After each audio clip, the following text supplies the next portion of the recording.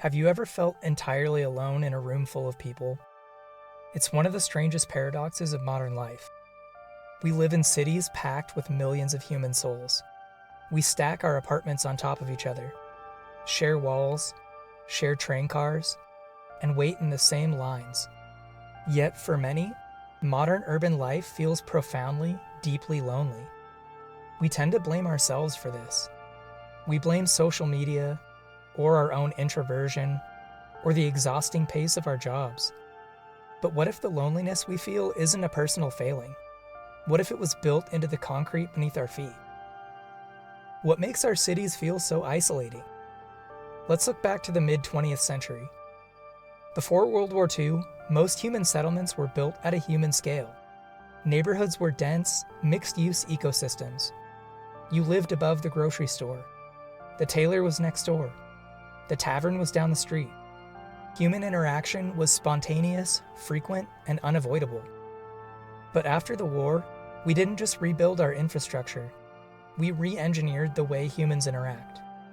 Enter the era of suburban sprawl and strict Euclidean zoning laws.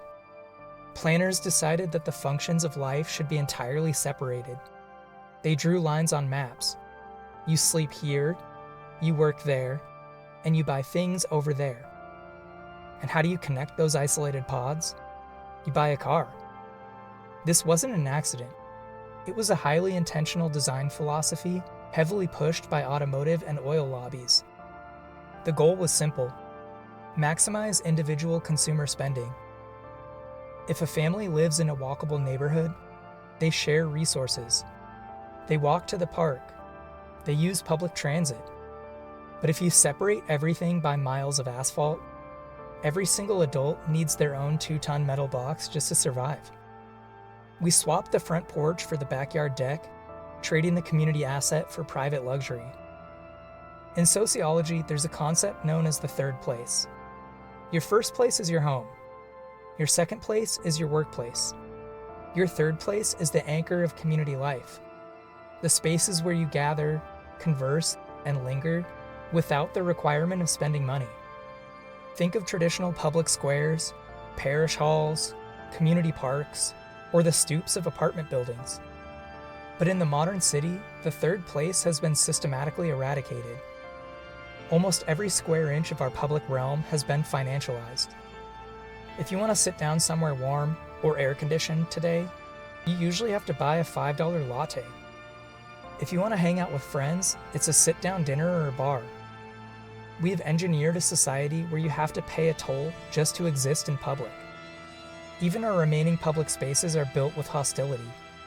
Defensive architecture, like benches with dividers or spikes under bridges, is designed to keep people moving.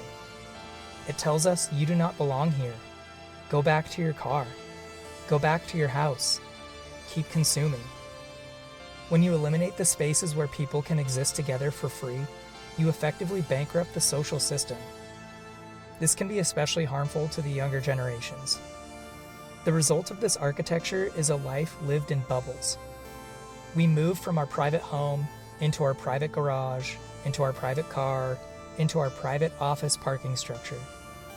We can go entire days without looking a stranger in the eye, without a single moment of spontaneous human connection. Physical proximity does not equal social connection. You can be surrounded by 1 million people, but if there's no infrastructure to facilitate a shared experience, we're just ghosts moving through a concrete maze. We built our cities to optimize the flow of capital and cars, completely forgetting that they were supposed to house human beings. And now we're paying the price in a silent epidemic of loneliness, anxiety, and alienation. The loneliness we feel isn't a defect in our psychology. It's the intended output of the environment we've built. And until we start designing our spaces for connection instead of consumption, we'll keep wandering these crowded, lonely streets.